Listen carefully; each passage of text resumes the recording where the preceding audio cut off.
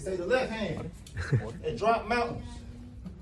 They say the right hand, be slaying dragons. All right, guys. So listen, first things first, make sure you guys give your appreciation to Eddie Hearn and Maximum Boxing, because for the first quarter of 2026, they're coming out the box swinging. You know, you got Murtazaliev, Kelly. You got Murataya versus Andy Cruz. Big fights, significant fights, fights that mean something in our sport. But man, I think this fight might be the most exciting one of them all. I think it might be the best one of them all in terms of entertainment and even in terms of legacy, because like this is a unification fight at 130. You know, IBF champion Eduardo Sugar Nunez, WBO champion Emanuel Navarrete. You know, another top ranked fighter. Give Top Rank the credit. You got management, Top Rank working together to make big fights happen, right?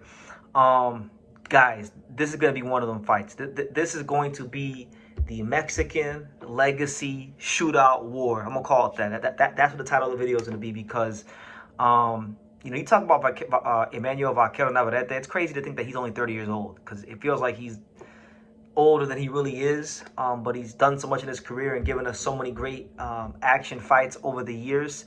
He's a guy that I think is really on the cusp of getting some Hall of Fame consideration. When you talk about the active fighters in our sport, I'm not saying that Navarrete is a Hall of Famer, but man, he beats Eduardo Sugar Nunez. I think the conversation might start to be a little louder, you know, in terms of his career, because he's been consistently good. He's been one of the best fighters in his era. But let's talk about it. So, yeah, Navarrete versus Nunez. Nunez is a guy that, you know, he's kind of the new kid on the block at 130. He just won his world title earlier this year when he beat Masanori Rikishi out there in Japan. Since that fight, though, you know, he's only had one fight. That fight was against Christopher Pitufo Diaz, older, more advanced version of him. Didn't look his best in the fight. You know, won the fight clearly, but there were some chinks in the armor. So I think it's a good fight. I think, you know, it's gonna be, you're gonna have one Mexican fighter who's a straight gunslinging volume puncher and Vaquero, versus a more of a seek and destroy, you know, a guy with cement in his hands and Sugar Nunez. Now, it is worth noting that, you know, even though Sugar Nunez is a big time puncher, even though he does have a 93% knockout ratio, 27 knockouts in 30 fights, Sugar Nunez has not gotten a knockout since August of 2024, and that was against Miguel Mariaga.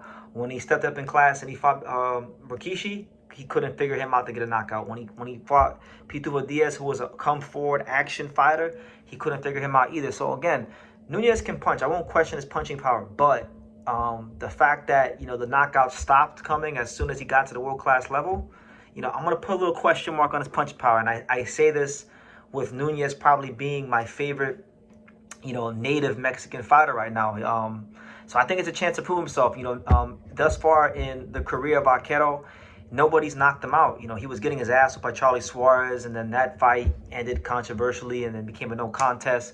But nobody's got him out of there. And Vaquero's fought some big-time punchers. He fought, you know, Oscar Valdez multiple times. He's fought Consensao. He's fought Liam Wilson, who dropped him. He fought Eduardo Baez. He fought Joet. He's fought a lot of good fighters, man. He fought very capable fighters, Isaac Dogbe. So that being said, and that being established, I think honestly, this is a real legacy fight, you know, for both these guys, and we're getting it right out the gate in 2026. I think conventional wisdom would probably tell you that, you know, Navarrete would probably be a favorite just off of the experience and what he's done in his career. But for me personally, and I might come to regret this because Navarrete is a hard guy to pick against. But I think Nunez is gonna beat him. I feel like, you know, Sugar Nunez has the not just the power. I mean, power is the first thing you talk about when you speak about Sugar Nunez, but I think he didn't get enough when he fought Masanori Rikishi and he cut the ring off on him and he beat him the way he did, boxing behind his jab, using a lot of educated pressure, you know, under the watchful eye of Nacho Berenstein, a great trainer.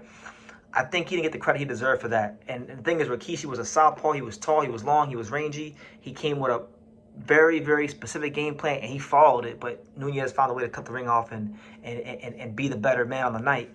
And he didn't get credit for that. So I think he can do that here against Vaquero. I do think, even though Vaquero Navarrete is the more experienced fighter and the more accomplished fighter, I feel like Vaquero is he's slipping a bit. I do feel like, you know, the wars and everything that he's gone through in his boxing career is starting to catch up to him. And I think the Charlie Suarez fight was evidence of that. If we're being honest.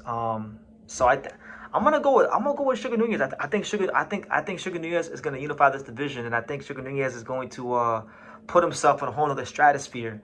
But again, you can't ever for a second question Vaquero Navarrete. He's just one of them guys. He wins this fight against a young, strong, in his prime, you know, champion like Nunez with cement in his hands. Like I said, you know, when you consider everything he's done in his career, all the great fights he's given the boxing fans, and how consistent he's been, I think the conversation for the Hall of Fame will get a little bit louder. And I think there's going to be a lot of great fights out there for Vaquero, you know, potentially against guys like Raymond Ford, or just not even just Navarrete, but Nunez as well. You know, I think the winner of this fight probably fights Raymond Ford or the Oshaki Foster versus Stephen Fulton winner. So I think the same way I think about featherweight is going to be better in 2026. I think 130, the super featherweight division, is going to be a lot better in 2026. But I know this is a fight that's going to have a lot of people split on opinion. I'm pretty sure a lot of people are going to be picking Vaquero. He's the more established fighter. He's the more decorated fighter. I completely get it. But from what I've seen, I think he slipped a little. He slipped just enough to where I feel like, you know what, Nunez is getting him at the right time. And I think just the way he fights, just the gunslinging ways where he's just throwing punches from all these angles, and he fights like a drunk uncle at a carne asada. I think Nunez is going to exploit that and punch in between the shots and back him up and possibly even get him out of there. I think he's going to put on a really good performance. So I'm expecting a great fight. It's going to be amazing. Just so you guys know, y'all can save the date. It'll be February 28th. It's going to be a momentous occasion at the Desert Diamond Arena in Glendale, Arizona. So who knows, man?